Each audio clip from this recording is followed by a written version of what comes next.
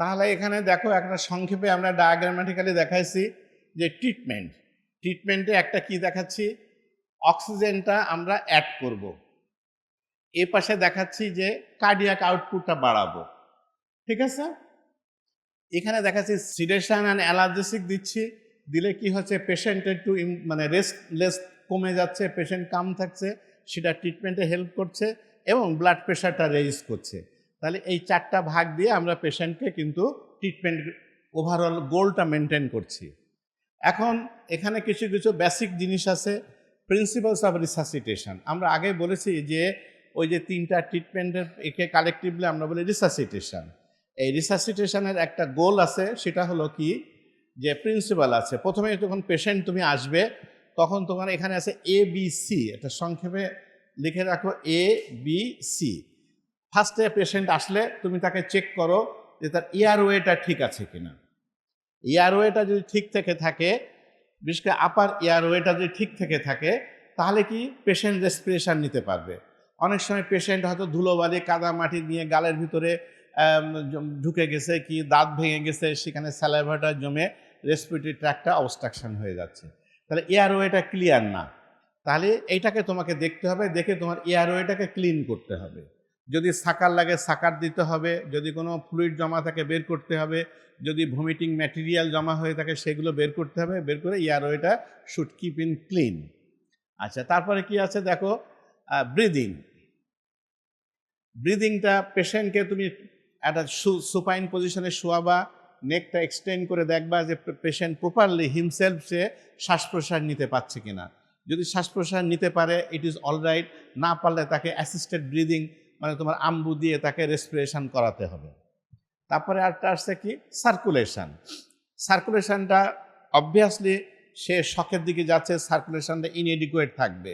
So যখনই তুমি patient receive করবা সাথে সাথে একটা হোয়াইট বোর ক্যানুলা তার হাতে সেট করে দেবা, দিয়ে আইভি ফ্লুইড দিতে থাকবা। আইভি ফ্লুইডটা তো রেডিমেড পাওয়া যায়, ব্লাড তো রেডিমেড পাওয়া যাচ্ছে না। আইভি ফ্লুইড ইমিডিয়েটলি স্টার্ট করবা, করে পেশেন্টকে ব্লাড ট্রান্সফিউশনের জন্য প্রিপারেশন নিবা, আর্লিয়েস্ট পসিবল টাইমে যেন ব্লাডটা আমরা হাতে পেতে পারি। তাহলে এইটা হলো প্রিন্সিপালটা অফ রিসাসিটেশন, হলো কি আমরা ABC, that is airway, breathing and সার্কুলেশনটা আমরা মেনটেন করব। ঠিক আছে, নাও প্রথমেই তো আমরা বলেছি যে সার্কুলেশনের জন্য আগে হোয়াইট বোর ক্যানুলা দিয়ে আইভি ফ্লুইড স্টার্ট করব। What type of fluid you should to suggest, সেখানেও কিছু কথা আছে। আমাদের মার্কেটে আমরা 2 ধরনের ফ্লুইড পাই, একটা হচ্ছে কলয়েড, আরেকটা হচ্ছে crystalloid. Which one is colloid you know from the physiology knowledge, তাই তো? হুইচ ওয়ান ইজ ক্রিস্টালয়েড এটাও তোমরা জানো। তো কলয়েড সলিউশনটা আমরা সচরাচর প্রথমে ইউজ করি না, আমরা ক্রিস্টালয়েডটা ইউজ করি। সেই ক্রিস্টালয়েড সলিউশনটার ভিতরে কী কী পাওয়া যায় বাজারে? নর্মাল স্যালাইন নামে পাওয়া যায়, রিঞ্জার্স ল্যাকটেট নামে পাওয়া যায়, হার্টম্যান সলিউশনস নামে পাওয়া যায়। ঠিক আছে, তাহলে ক্রিস্টালয়েড সলিউশনের ভিতরে normal saline, ringer's lactate, Hartmann solution, এই 3 ধরনের জিনিস আমরা পেতে পারি। কলয়েড সলিউশন পাওয়া যায়, আরেকটা পাওয়া যায় blood and its blood products. Colloid সলিউশনের ভিতরে অ্যালবুমিন, গ্লোবিউলিন এটা থাকে, আর আমরা ব্লাড অ্যান্ড ব্লাড প্রোডাক্ট পাওয়া যায়। তাহলে আমরা ফ্লুইড থেরাপি দিতে পারলে এইগুলো আমরা দেব। প্রথমে ক্রিস্টালয়েড শুরু করব, তারপরে ব্লাড ট্রান্সফিউশন চিন্তা করব, অ্যাকর্ডিংলি যা যা সিচুয়েশন আসে সেইটাকে আমরা তখন প্রয়োজন অনুসারে আমরা ইউজ করতে থাকবো। নাও অক্সিজেন ক্যারিং ক্যাপাসিটিটা আমরা আগে বলেছি, only RBC contribute to the oxygen carrying capacity, replacement with all other solutions with support blood volume, improved end organ perfusion and will not provide additional oxygen carrying capacity. Fluid তুমি যত বেশি দাও না কেন, এটা তোমার কি করবে? ভলিউম রিপ্লেসমেন্টে হেল্প করবে। তারপরে আর কি করবে? এন্ড অর্গান পারফিউশনে তোমাকে হেল্প করবে, but it will never help to improve the oxygen carrying oxygen supply. ঠিক আছে, it should be done by blood transfusion, এটা একটু মনে রাখবা। ডাইনামিক ফ্লুইড রেসপন্স, এটা কি হলো দেখো, যে আমরা একটা পেশেন্ট, শকের পেশেন্ট এসেছে, সেই পেশেন্টকে আমরা ফ্লুইড দিচ্ছি। আচ্ছা ঠিক আছে, ফ্লুইড দিলাম, তার আদার্স মেজার সবই নিলাম, কিন্তু এই পেশেন্টটাকে যে ইমপ্রুভ করছে না ডিটোরেট করছে, এটা তো একটা বোঝার কোনো ওয়ে দরকার। সবসময় তো তোমার কাছে যন্ত্রপাতি থাকবে না, সবসময় তোমার কাছে মনিটর থাকবে না। তাহলে how you can be assess that your patient is improving or deteriorating? এটাকে একটা ওয়ে আছে যেটাকে আমরা নাম দিয়েছি dynamic fluid response. What is that? এই ধরনের একটা শকের পেশেন্টকে তুমি ইনফিউজ 250 থেকে 500 ml of fluid rapidly within 5 to 10 minutes. একটা শকের পেশেন্ট, তাকে তুমি মনিটর করছো যে ঠিক আছে এই পেশেন্টটা ইমপ্রুভ করছে কিনা দেখি, এই ওয়েটাকে বলা হয় ডাইনামিক ফ্লুইড রেসপন্স। সেটা কি? তুমি ইনফিউজ করছো 250 থেকে 500 fluid rapidly within 5 to 10 minutes, দিয়ে তুমি ফ্লুইডটা স্টপ করলে একটু সময়, দিয়ে তুমি দেখো যে পেশেন্ট ইমপ্রুভ করে কিনা। পেশেন্টের ফিজিক্যাল কন্ডিশন যদি ইমপ্রুভ করে তাহলে বুঝতে হবে যে পেশেন্ট এই ফ্লুইড থেরাপিতে ইমপ্রুভমেন্ট হচ্ছে, রেসপন্ডার। একে আমরা বলি রেসপন্ডার।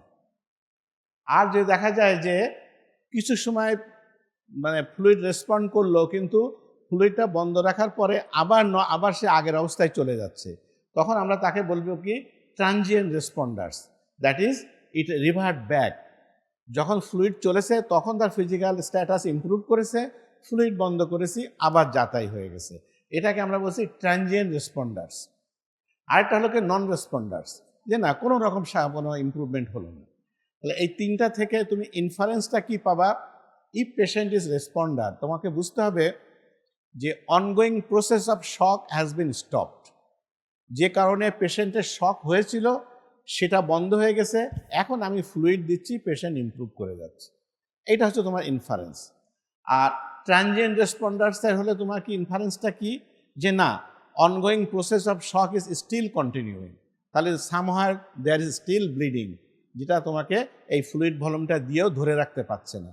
বডি চেষ্টা করছে বাট ধরে রাখতে পারছে না। That is process of shock is ongoing.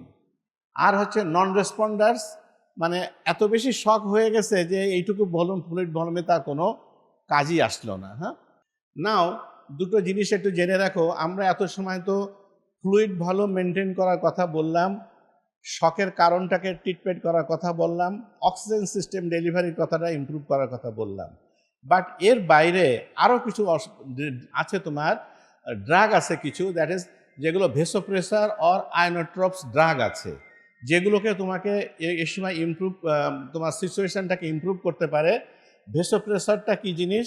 Phenyl epinephrine or নর এপিনেফ্রিন, নাম শুনেছো তোমরা? ফিনাইল এপিনেফ্রিন অর নর এপিনেফ্রিন। এটা যদি তোমার ডিস্ট্রিবিউটিভ টাইপ অফ শক থাকে পেশেন্টের, অথবা সেপটিক শক অথবা নিউরোজেনিক শক হয়ে থাকে, এই সময় যদি তুমি এই ড্রাগটা ইউজ করো, you will get the tremendous benefit. আরেকটা আছে কি ionotropics agent, that is dobutamine. এটাও নাম শুনেছো কি তোমরা? এই ডোবুটামিনটা যদি দাও, যদি কার্ডিওজেনিক শকে থাকে পেশেন্ট, যদি সিভিয়ার সেপটিক শকে থাকে, to increase that cardiac output তুমি এই ডোবুটামিনটা ইউজ করতে পারো। তাহলে এই দুটো ড্রাগ আছে, এটা তোমার আদার যে মেজারগুলো আছে, বেসিক মেজারমেন্টগুলোর সাথে এইগুলো তোমাকে হেল্প করবে in case of distributive shock, in case of septic shock, in case of neurogenic shock, in case of cardiogenic shock. ঠিক আছে? কিন্তু হেমোরেজিক শকে কিন্তু এটা ইমপ্রুভ করছে না। ঠিক আছে? নাও আদার ট্রিটমেন্ট কি করবা? শকের ম্যানেজমেন্ট করলে এর সাথে তোমার আদার কিছু ট্রিটমেন্টের মডালিটি আছে, যেমন correction of acid base balance, এটা কারেকশান করতে হবে। তারপরে তোমার যদি প্রয়োজন হয় স্টেরয়েড ইউজ করতে হবে। আমরা অ্যান্টিবায়োটিক ইউজ করবো because our patient have got road traffic accident or trauma বা বার্ন।